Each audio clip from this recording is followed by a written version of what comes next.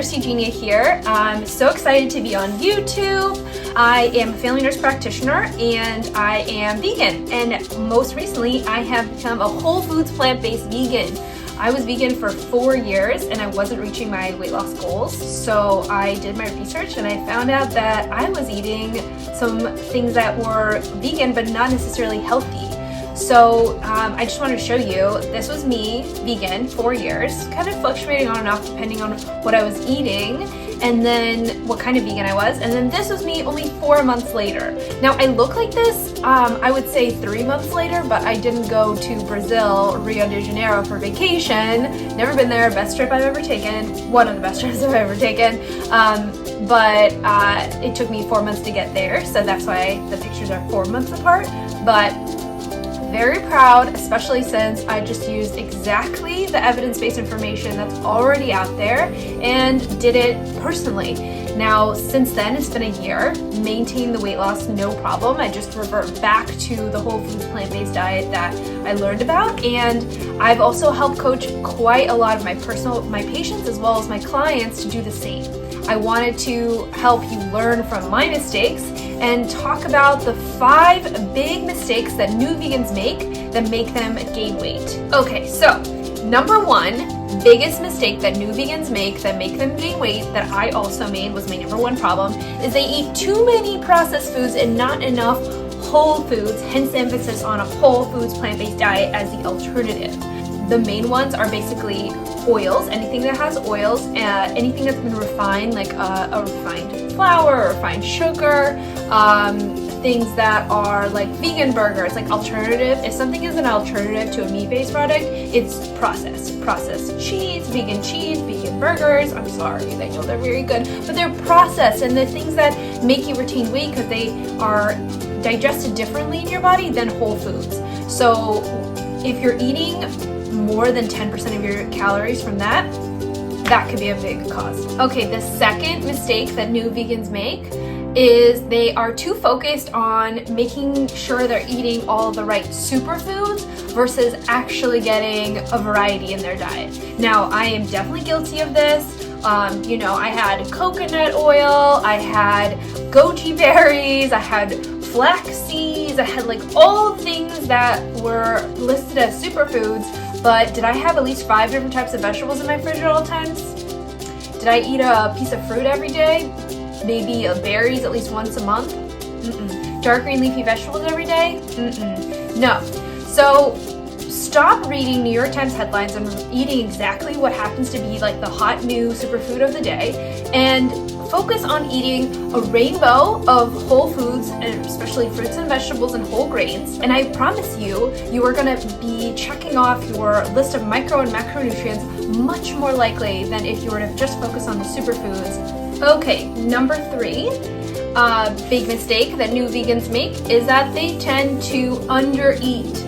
Now, why are people undereating? Well, when you start from the standard American diet or the SAD diet, and you're eating something that's super high in sugar, super high in oil, you don't need a lot of it to be full.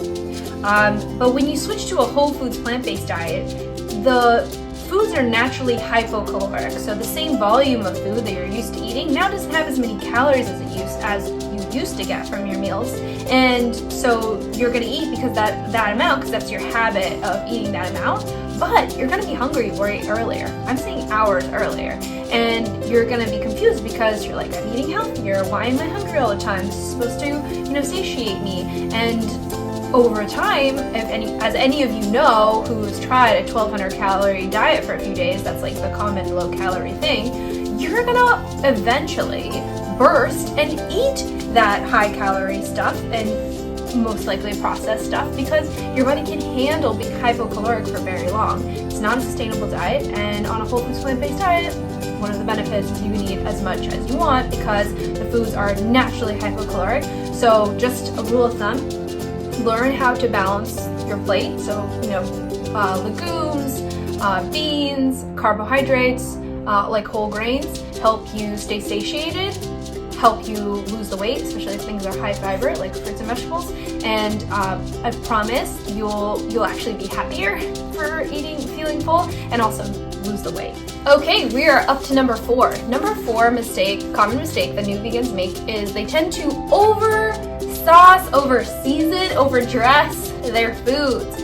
Now, that's probably what you notice a vegan restaurant will do to make things, more appealing to a broad variety of customers. But when you're cooking at home and you're trying to make a meal that's maximal nutrition and minimum of extras, cutting out those sauces and dressings that are high in sugar and oils, processed foods, salad dressings, you need to look at labels and check out what is going on in there, because the ingredient list will often include sugar and oil in some form. And I don't care if it's sunflower oil, avocado oil, jojoba oil, whatever the heck they put in the dressing, it's still processed.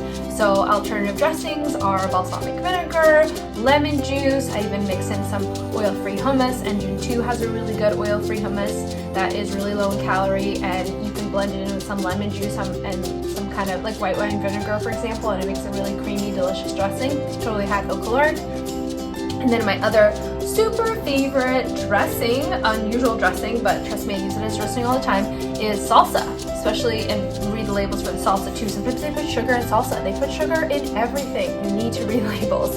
But people who are not being able to lose weight, oftentimes the dressings they're using are the culprit.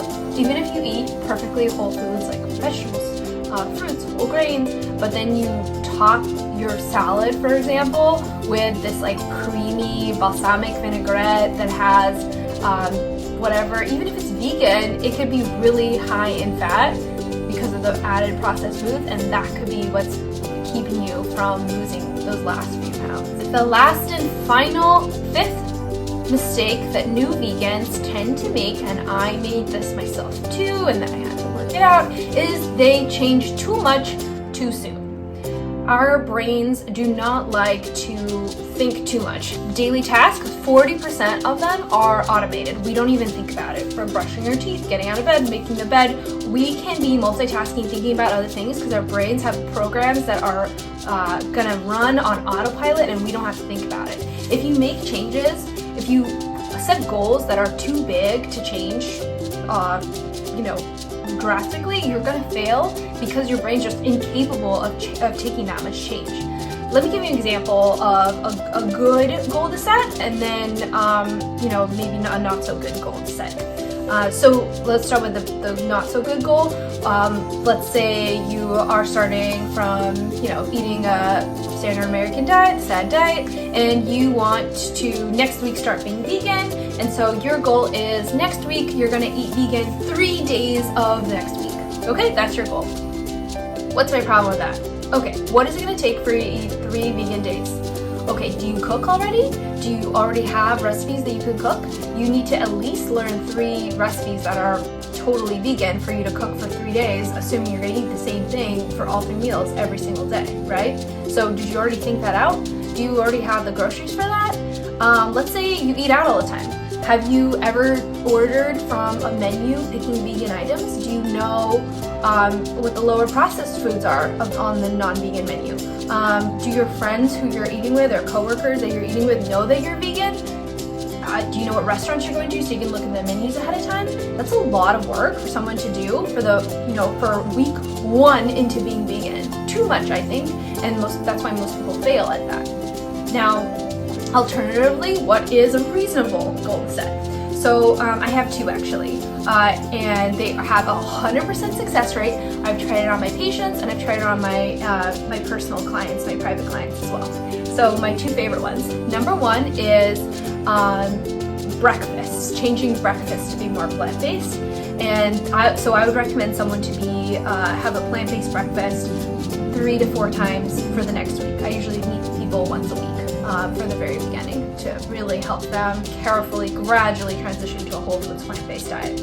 So I actually have a free PDF of all the breakfast recipes that I personally use. I have some savory ones, specifically my favorite scrambled tofu and potatoes dish, and then I also have sweet ones like oatmeal and some energy balls that I've made before, and some other ones. So you can find the link in the description of this video below from my website, and on my website there's a pop-up where you put in your email and then it gives it to you. The second suggestion that I do a lot is if I look at someone's food diary. That's what I always have people do. I have them bring in their food diary for one whole week before we start the plant-based journey. And let's say they have very little vegetables in general in their whole week, and let's say they have 0 dark green leafy vegetables. So I'm going to want to have that person eventually start incorporating dark green leafy vegetables every day. So one place for me to start with them is for them to start kind of noticing what foods have dark green leafy vegetables and figure out how to incorporate it into the foods they already eat. Is I'll say, next week, let's have you eat a serving of dark green leafy vegetables at least 4 times next week.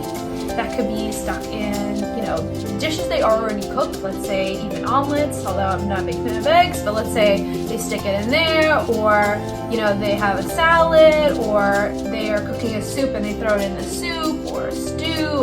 There's so many options. They can even take it out of the bag and just eat it, I don't care, but they need to find a way to incorporate dark green leafy vegetables 4 times next week. And again, like I mentioned at the beginning of this number 5, every single person has succeeded in this because it is attainable. You don't have to think that hard. Our brains don't get overwhelmed with something like that. All right, thanks for watching. If you learned something new, please tell me, leave a comment below, like this video, and I have so much more information I want to share with you guys in the coming weeks. So subscribe so you don't miss a single new post. Thank you. See you guys soon.